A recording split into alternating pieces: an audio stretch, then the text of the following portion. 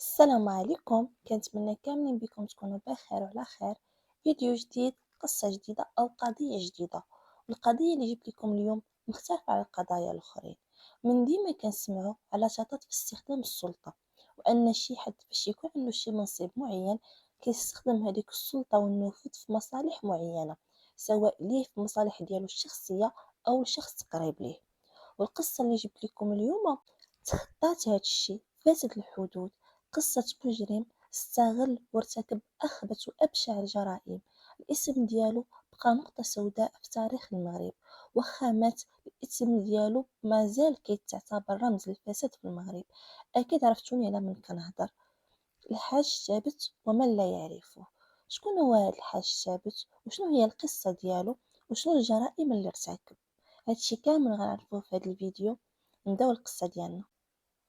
ذاك الرجل ديال السلطة ولا تحكي حتى مراتو انه السيد اخر الكلام تيقول لها شوفي جات عنده الزيارة تما تيقول لها انتي انا المشكل ان هذه السلطة خلقت مني بوع خلقت مني وحش ماشي غير نغتصب والله قال لي كون خلاوني كون بديت نقتل.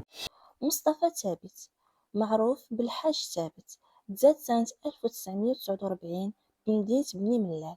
عاش وسط عائلة مدينة. الأب كان حافظ للقرآن وكان إنسان مدين. دخل ولد ديالو للمسجد باش حتى هو يقرأ القرآن. كمل القراية ديالو، خدا البكالوريا، من بعد لجأ للتعليم، بغا يولي معلم. واستقر من ناحية العمل. من بعد فكر وقرر أنه يتزوج. قالها لوالديه، شافوا ليه واحد السيدة تزوج بها، وهنا تكون البداية ديال حياته. في الأول كان عادي بحال أي وحدين مزوجين. في السبعينات كانوا بزاف ديال الخروقات وكانت أمور شوية سيئة. واحد الكوميسير في بني ملال كان معروف بأنه كيتحرش بالناس وكيستغل المنصب ديالو، وكتبان ليه غير في مرات الحاج ثابت. وديك الساعة كان مازال غير معلم عادي على قد الحال. ملي داك الكوميسير كيعيق على المرا بزاف، جات عند راجلها وتشكات. قالت ليه شنو كيوقع عليها من داك الكوميسير. قرر الحاج ثابت يدير شكاية. بالحق ما مشاش للكوميسارية، لانه هذاك اللي باغي هو يشكي به هو المسؤول تما في ديك البلاصة. هاد السبب خلاه يمشي عند القايد، دار شكاية ديالو تما. القايد قال ليه سير كون هاني، غادي نتكلفوا بهاد القضية. من بعد ديك الشكاية الحاج ثابت كيتصدم بالاعتقال ديالو بتهمة السب والشتم في المقدسات، بعد ما كان هو الضحية ولا هو الجاني.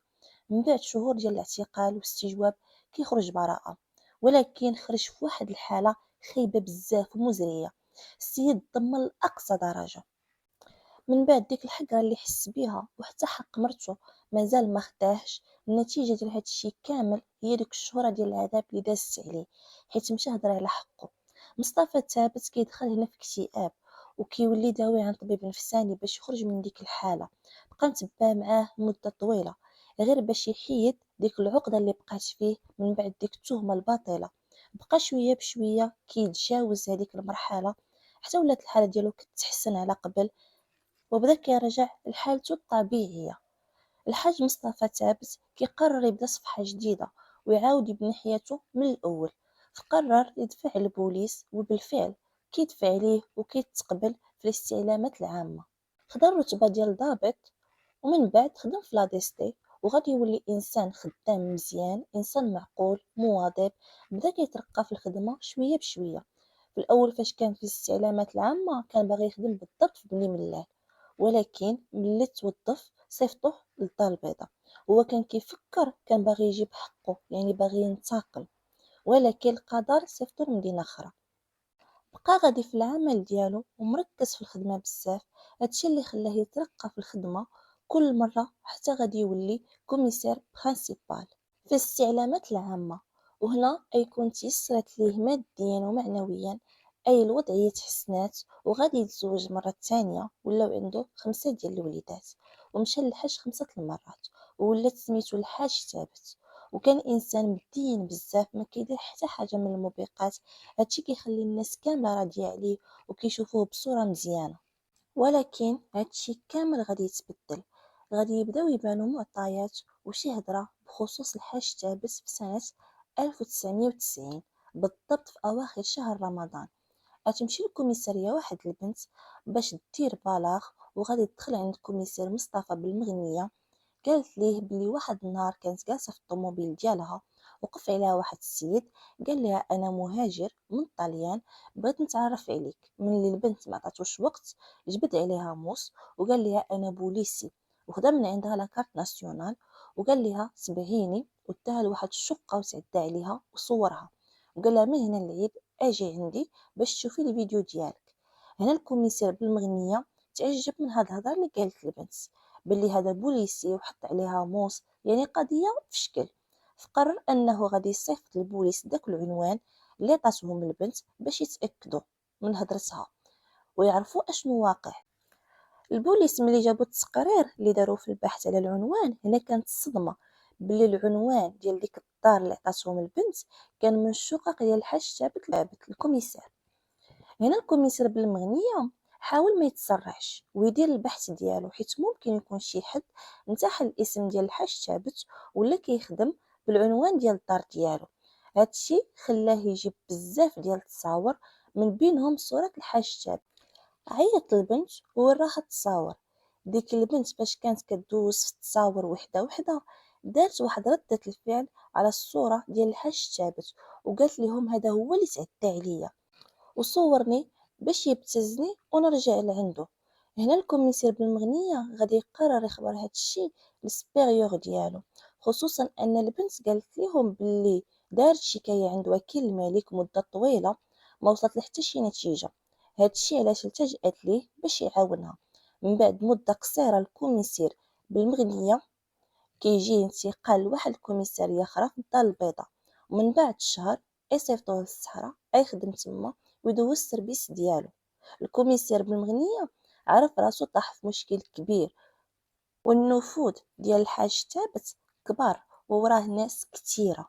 المعلومه اللي خلق علي بن القاسم عاوتاني رجعت ليها، مارست فيها العمل ديالي مده، عاوتاني غوت لي السي علي بن القاسم. كنت زاد عندي الولد ديك الساعات، ولدي الصغير لو دوزيام، وخرجت كونجي يلاه دوزت يومين، غوتو لي التحقت عاوتاني بالسي علي بن القاسم. قال لي ما لقيتش لا غادي نعزل، غادي تمشي للعيون للصحراء. اش ندير في الصحراء؟ قال لي مهمه وطنيه، مخيمات الوحده. قلت له بسم الله، مشيت. في الصيف ديال 1992 واحد السيد من الجالية المغربية المقيمة في الخارج بالصدفة كيتفاجأ باللي ختو مصورة فيديو كتمارس فيه، وديك الكاسيت جاية من المغرب وكتباع في أوروبا. السيد ما فهم والو كيفاش ختو كدير هادشي، وهو ما مخليها مخصوصا من حتى شي حاجة، موفر ليها كل شي. كيتصدم وقرر ديك الساعة يهبط للمغرب يجي يشوف ختو يفهم شنو واقع. ملي مشى لدار والديه ما لقاش ختو هربت من الدار. عيا يقلب عليها ما لقاهاش. واحد النهار كي خارج جايب دويره عادي حتى كتبان ليه ختو بالصدفه وداخله لواحد العماره. بلا شك راكم عرفتوها عند من غاديه. مشى تبعها كيجري والو ما شدهاش. البنت مشات قالت للحاج ثابت باللي خوها كان تابعها، هو يتواصل ديك الساعه مع واحد الدوريه. هذيك الدورية مشات وقفت على خوها، قالوا لي آخر مرة نشوفوك في هاد البلاصة. الأخ هنا عقلو غير مع أختو، باغي غير يعرف أختو فين مشات شنو وقع عليها. هو يسمر عليها ديك العمارة، بقى كل مرة سامر عليها حتى شدها. ملي شدها هزها داخل دار والديه وزيرها بزاف، حط واحد الكاميرا حداه وبقى كيهضر مع أختو كيستجوبها. بقى عليها حتى قالت ليه شنو كاين. قالت ليه باللي الحاج ثابت كرفس عليها وهي صغيره عندها 18 عام، وهددها باللي الا ما سمعتش ليه غادي يدخلها للحبس. خوها كانت عنده دابل ناسيوناليتي، مغربيه وايطاليه. هو يمشي للسفاره الايطاليه في المغرب وعاود ليهم كل شيء على الاستغلال ديال المنصب والتجاوزات ديال هذا الكوميسار، وبلي تكرفس ليه على اختو كيهددها بالحبس الا ما سمعتش ليه ولبات ليه الطلبات ديالو. هنا داك الدبلوماسي الايطالي فاش عاود ليه الولد كل شيء وراه الفيديو ديال اختو، قال ليه صافي كون هاني انا غادي نتكلف لك بهذه القضيه. هاد الدبلوماسي كان كيعرف وزير الخارجيه ديك الساعه هو عبد اللطيف الفيلالي، وهاد الدبلوماسي كان كيعرف وزير الخارجيه ديك الساعه هو السي عبد اللطيف الفيلالي، والسيبيريور ديالو اللي كان فوق منه هو الراحل الملك الحسن الثاني. وبحال هاد التجاوزات اللي كان كيدير هاد الكوميسار صعيبة بزاف، والمشكل الكبير اللي قدم الشكاية دبلوماسي إيطالي، وفي ديك الحقبة كانت علاقة المغرب بفرنسا كانت مرونة شوية، ما بغاوش العلاقة حتى مع الطاليان تغير. وهذا الشيء علاش قرر الوزير عبد اللطيف الفيلالي توصيل الخبر للملك الحسن الثاني. ومن عرف الملك هذا الخبر عيط للجنرال حسني بن سليمان، هو اللي وكلو بهذه القضية باش يفهم اشنو واقع. الجنرال وكل هذه القضية للدركيين اللي عنده فيهم ثقة كبيرة، حيت الموضوع حساس وخاص الأمور تكون في سرية تامة، حتى واحد ما يسيق ليه الخبر، على الأقل حتى يلقاو الأدلة اللي كتثبت هاد الشي. وهنا بدا التحقيق في قضية الحاج ثابت. الحاج ثابت مصايق كبار ومازال كيتمادى ومكمل في التجاوزات ديالو. السلطة اللي كانت عنده في يديه مخليه يدير أي حاجة، كلشي مطاكي عليه في ديك الحقبة. واحد النهار قرر يعيط لواحد جوج بنات كيقراو في الميديسين، غادي يصور كيهددهم بهذوك الفيديوهات باش يرجعوا لعندو اولا يشوههم.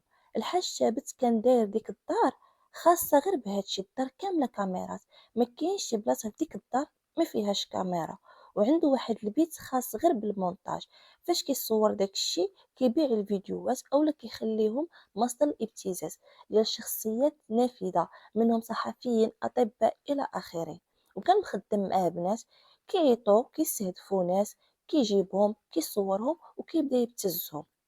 هاد البنات اللي جاب من وراء الفعل ديالو، البنات كانوا من عائلات اللي واصلة وعندهم نفوذ، هضروا مع المعارف ديالهم، وهذاك اللي من المعارف اتصل بناس آخرين، وناس آخرين اتصلوا بناس، حتى وصلت الخبر لعبد الرحمن قديرة، مستشار ديال الملك الراحل حسن الثاني، وهو بدوره وصل الخبر للملك. وهنا الملك غادي يتصل بالجنرال حسني بن سليمان، وغادي يشوفوا فين وصل في القضية اللي وكلوا فيها. في القضية اللي وكلو حسني بن سليمان بعد هاد الضغوطات الملكية غادي يعلم الدرك الملكي باش يقتحموا هذيك الشقة اللي في العمارة. وسنة 1993 غادي يدخلوا الدرك لهذيك الدار ديال الحاج ثابت، لقاو كتر من 118 شريط فيديو مرقم، كل شريط فيه رقم البطاقة الوطنية. وأثناء البحث لقاو تعدى على كتر من 500 بنت، هادو غير المسجلين في الكاسيت و20 منهم قاصر، وفقط من هادو 184 اللي بخاطرهم، اما البنات الاخرين كلهم صح عليهم. وعاد زيد لقاو كتر من 1000 صورة ديال البنات كانوا في ديك الدار. وهنا الدرك الملكي حزو على هادشي ولقاو القبض على الحاج ثابت. بالحق فاش حزو على هادشي كان واحد الكوفر فور في الدار، يمكن الدرك ما شافوش وشمعوا الباب. وعلى حسب القول الهضرة اللي تقالت أن وحدين تابعين للحاج ثابت دخلوا للدار وتم إتلاف داكشي اللي كان فيه. وأثناء المحاكمة ديال الحاج ثابت فاش كيعيطوا ليه يعطيو زعما الكلمة ديالو، كيقول لهم غير خدموا كاسيت 32، ولكن ما بغاوش يخدموها. هو من بداية المحاكمة ديالو كان مركز عليها بزاف، حتى واحد ما عارف اش فيه. من بعد تم الاتلاف ديالها، وطاحوا معاه بزاف ديال المسؤولين والاطباء، كاين اللي تحكم مؤبد وحدين اخرين عندهم احكام مفرقه.